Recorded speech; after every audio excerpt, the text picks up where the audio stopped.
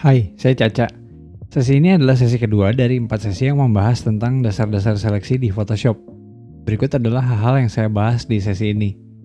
Seperti biasa, silahkan klik timestamp di deskripsi untuk masuk ke bagian tertentu dengan cepat.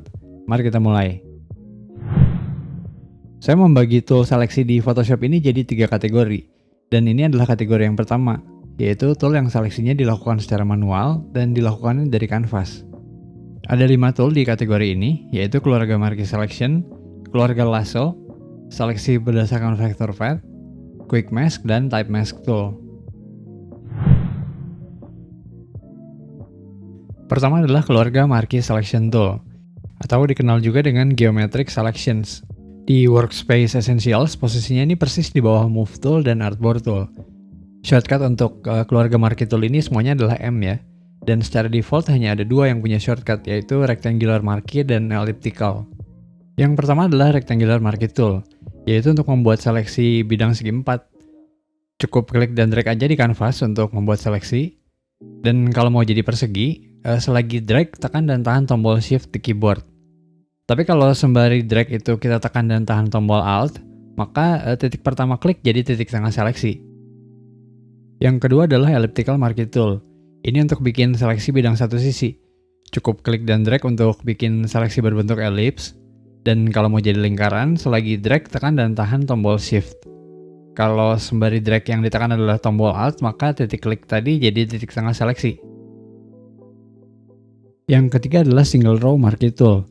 Cara bikinnya ini cuma bisa klik di satu area, dan terbentuklah seleksi garis horizontal selebar 1 pixel. Jadi cocok untuk bikin guide ya.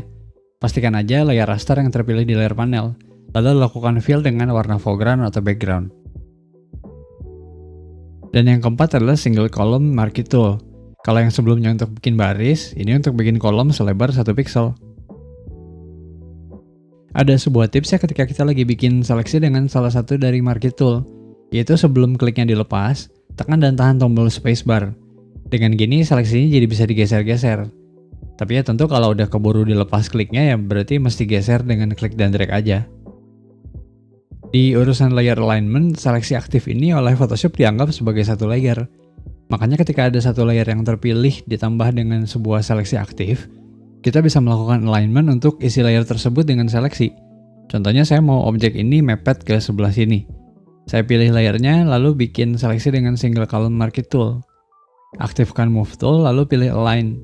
Dengan gini jadi nggak perlu bikin guide dulu.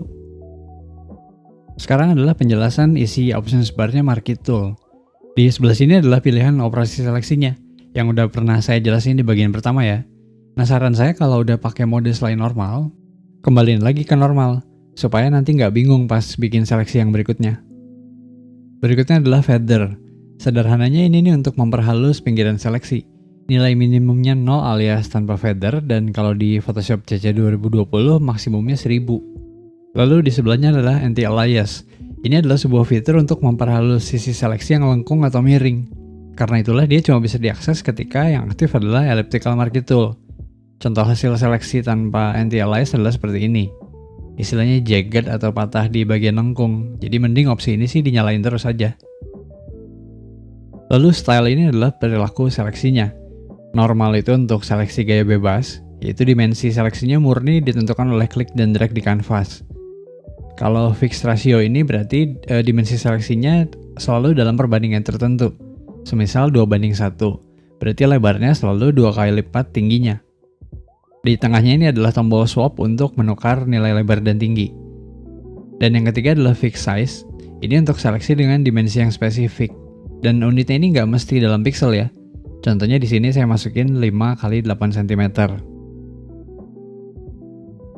Dan yang terakhir adalah tombol untuk masuk ke pengaturan lanjutan Select and Mask.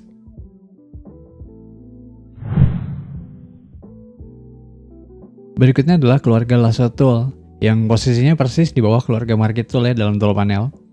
Nah, ketiga lasso tool ini berguna untuk membuat seleksi dengan bentuk bebas. Shortcut default untuk keluarga lasso tool ini adalah L. Yang pertama adalah lasso tool, sering disebut juga sebagai freeform selections. Tool ini nih cocok untuk bikin seleksi yang cepat dan nggak perlu begitu rapih. Cara bikin seleksinya adalah dengan klik, lalu tahan dan geser kursor. Untuk nutup seleksi bisa dengan melepas klik di mana aja atau bawa kursornya sedekat mungkin dengan titik awal seleksi lalu lepaskan kliknya. Untuk saya pribadi ini adalah salah satu tool yang sering banget saya pakai. Sampai-sampai saya pindahin shortcutnya ke huruf A biar tangan nggak pegel. Karena ketika shortcutnya default, pegel juga kalau tangan mesti sering-sering travel ke huruf L di keyboard. Nah buat saya lasso tool ini ngisi jeda antara bikin seleksi yang terlalu ribet pakai path, tapi kalau pakai brush suka ada yang ketinggalan. Isi options bar-nya ini relatif sederhana ya. Ada operations, lalu pengaturan feather dan anti-alias. Lalu ketika ada sebuah seleksi, opsi select and mask-nya jadi bisa diakses. Yang kedua adalah polygonal lasso tool. Berguna untuk bikin seleksi berbentuk bebas dengan garis lurus dari titik ke titik. Cara bikinnya cukup klik di kanvas. Istilahnya ini untuk menempatkan fastening point. Geser kursor lalu klik lagi. Gitu aja seterusnya. Untuk menghapus fastening point cukup tekan tombol backspace di keyboard. Untuk nutup seleksi bisa klik di titik awal seleksinya. Atau bisa juga dengan cukup double klik di mana aja. Kalau sesudah klik kita tekan dan tahan tombol shift di keyboard, maka pergeseran kursornya ini jadi dibatasi perkelipatan 45 derajat. Artinya kita bisa bikin garis lurus yang horizontal, vertikal, ataupun diagonal. Nah, ketika lagi bikin seleksi dengan perbesaran yang cukup tinggi, navigasi di area kerja tentu mending dilakukan dengan keyboard shortcut ya. Yaitu tekan dan tahan tombol spacebar lalu klik dan geser untuk melakukan panning. Sementara untuk melakukan zoom in zoom out pakai Ctrl plus dan Ctrl minus. Ada dua buah trik lagi ketika menggunakan polygonal lasso. Yang pertama adalah untuk sementara mengakses lasso tool. Jadi ketika lagi klik di kanvas, tekan dan tahan tombol Alt di keyboard, lalu klik dan tahan. Nah sekarang nih toolnya sementara berubah jadi lasso tool. Maka untuk melanjutkan seleksi cukup geser aja, kayak lagi pakai lasso tool ya. Untuk kembali ke polygonal, lepaskan tombol Alt-nya dan lanjutkan deh proses pembuatan seleksinya. Trik yang kedua adalah untuk bikin seleksi lengkung. Nah ini dia berguna ketika kamu belum terlalu nyaman pakai pen tool, tapi kalau pakai lasso tool terlalu sulit ngontrol pergerakan kursornya. Jadi caranya cukup bikin fastening point yang dempet-dempet atau jarak kliknya itu deketan. Nah ketika udah jadi, perhaluslah hasil seleksinya dengan perintah smooth, yaitu yang ada di menu bar select dan modify.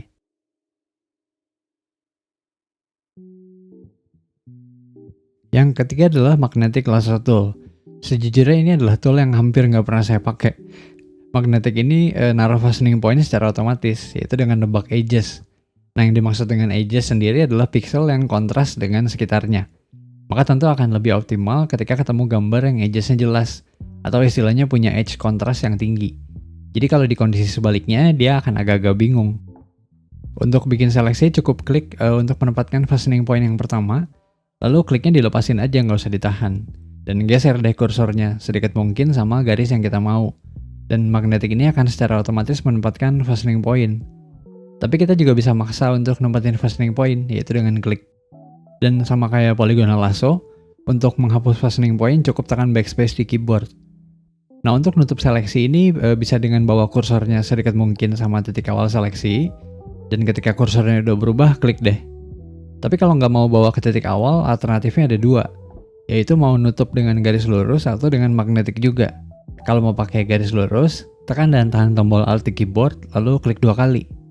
Tapi kalau mau pakai magnetic, cukup klik 2 kali aja. Pengaturan magnetic ini bisa dilakukan dari options bar-nya ya. Yang pertama adalah width. Nah, magnetic lasso ini kan kerjanya dengan mendeteksi edges ya. Width ini untuk menentukan seberapa lebar area deteksinya. Kalau mau lihat langsung di kanvas, cukup tekan aja tombol caps lock. Ini adalah area deteksi yang lagi aktif. Dan sama kayak mengubah ukuran brush, selain dari options bar, ukuran deteksi ini bisa diperbesar juga dengan shortcut, yaitu bracket kanan untuk memperbesar, dan bracket kiri untuk memperkecil. Oh ya, nilai width ini bergantung sama resolusi gambar dan kondisi edges ya tentunya. Jadi hampir pasti kita perlu coba-coba untuk nentuin nilai yang optimal. Lalu di sebelahnya adalah contrast. Ini nih untuk menentukan tingkat sensitivitas magnetik terhadap edges di gambar. Kalau yang mau diseleksi itu edgesnya relatif tegas, pakai aja nilai kontras yang tinggi. Dan sebaliknya, kalau edges yang nggak terlalu tajam atau blurry istilahnya ya, pakai nilainya rendah. Dan di sebelahnya adalah frekuensi. Ini untuk nentuin seberapa dekat jarak antara fastening point. Nilai frekuensi rendah jadinya jarang-jarang. Dan nilai yang tinggi jadinya fastening point-nya mepet-mepet.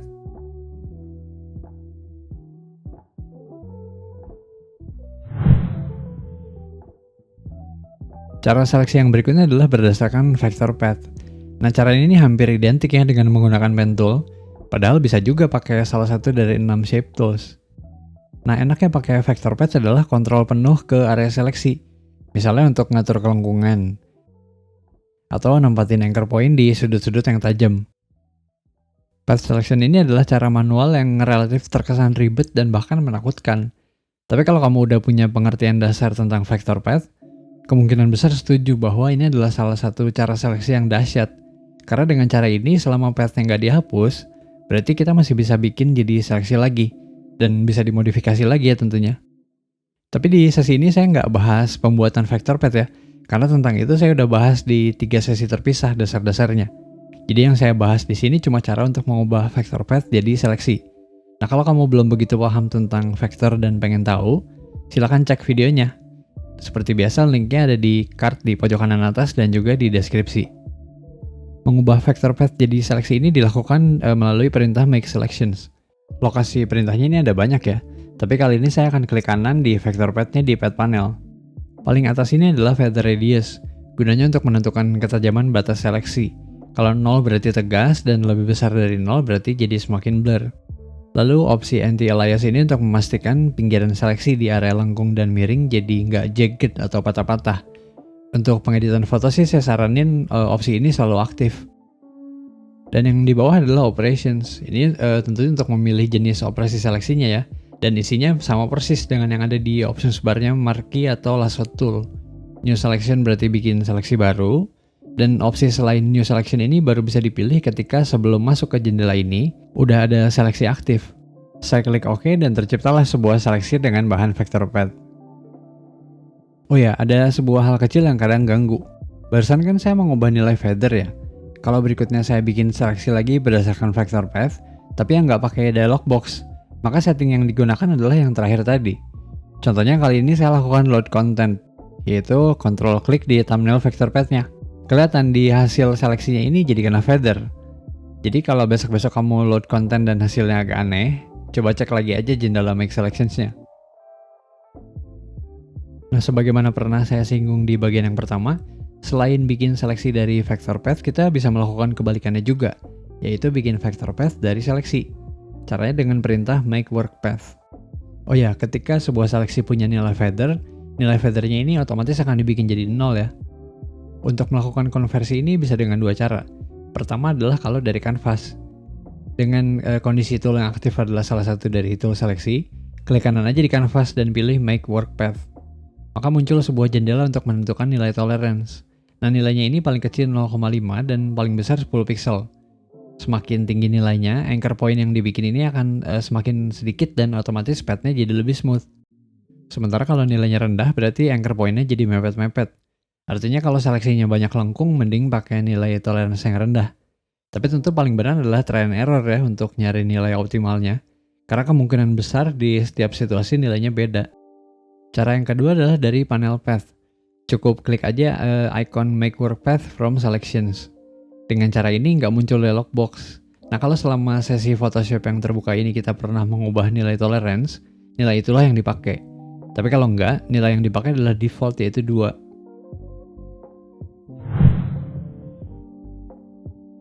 Berikutnya adalah quick mask. Sesuai namanya, ini untuk membuat dan mengedit seleksi secara cepat tapi manual. Nah, prinsipnya ini sama aja dengan modifikasi alpha channel, makanya seolah lagi berurusan dengan layer raster biasa aja ya. Untuk membuat atau mengedit seleksi, pertama kita harus masuk dulu ke mode quick mask. Nah, ada dua cara yang paling cepat, yaitu dengan cukup menekan tombol Q di keyboard, atau dengan klik icon quick mask mode di bagian bawah tool panel. Ketika kita lagi ada di mode quick mask, layer yang terpilih jadi warna merah ya, dan di tab dokumen kelihatan ada tulisan quick mask. Untuk penggunaannya ini ada dua rute. Pertama dengan langsung masuk ke mode quick mask dan bikin seleksi deh di dalam mode ini. Seperti yang saya bilang tadi, karena ini pakai prinsip alpha channel, jadi bisa diperlakukan seperti layer raster biasa aja. Artinya bisa menggambar dengan brush tool. Lalu dengan nilai opacity yang beda juga bisa ya tentunya. Bisa juga bikin seleksi misal dengan elliptical marquee tool lalu fill dengan warna foreground. Bahkan kita juga bisa melakukan image adjustment, semisal untuk naikin kontras dengan adjustment levels. Nah karena ini prinsipnya alpha channel juga lah, maka sistemnya grayscale, alias cuma ada nilai hitam sampai putih. Maka kalau kita brush dan pilih warnanya itu selain hitam, putih atau abu-abu, otomatis dikonversi jadi abu-abu ya. Mantranya alpha channel kan putih kelihatan, hitam nggak kelihatan ya. Di sini pun sama aja. Cuma karena ini tampilannya istilahnya dalam Ruby Lit Overlay, maka yang hitam di alpha channel di sini jadi merah. Bagian yang merah ini adalah yang nantinya nggak masuk ke dalam seleksi ya. Jadi kalau mau sebaliknya, cukup tekan shortcut untuk adjustment invert, yaitu Ctrl I. Untuk keluar dari mode quick mask ini sama aja dengan cara masuknya. Paling cepat tentu dengan menekan tombol Q di keyboard atau klik icon edit in standard mode di bagian bawah tool panel. Dan bisa dilihat dari seleksinya ya, yang tadi merah jadi nggak termasuk dalam area seleksi. Sementara kalau rute yang kedua adalah dengan bikin seleksi dulu, lalu masuk ke mode quick mask. Jadinya area yang tadi diseleksi adalah yang nggak kena mask, alias kelihatan. Saya pribadi suka pakai cara ini untuk ngecek seleksi yang baru dibuat, karena tampilan seperti ini lebih menjelaskan gitu, ketimbang si semut gerak-gerak alias marching ants. Warna dan opacity-nya Ruby Lit Overlay ini bisa diganti juga dari jendela Quick Mask Options.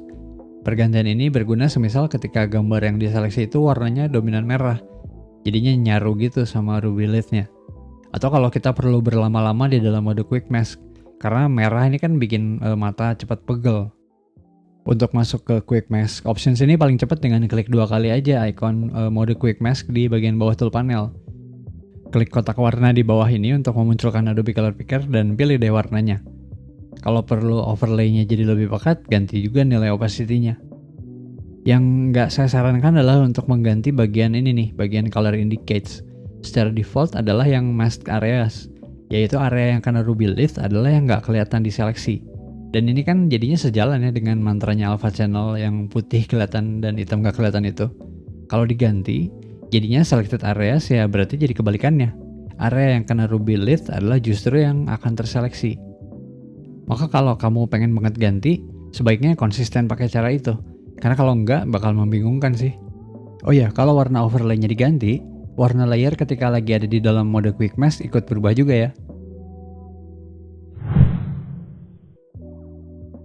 Tool seleksi manual yang terakhir adalah Type Mask Tool.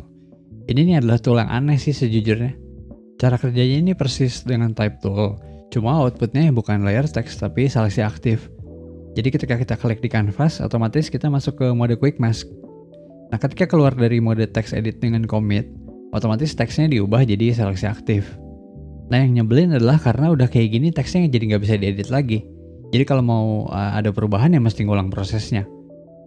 Maka saya lebih suka bikin teksnya dengan type tool biasa aja. Lalu kalau udah bikin seleksi deh dari layer text dengan perintah load content, yaitu tekan dan tahan tombol Ctrl di keyboard dan klik thumbnail layer textnya. Kalau mau ada perubahan teks ya tenang karena bahannya masih ada.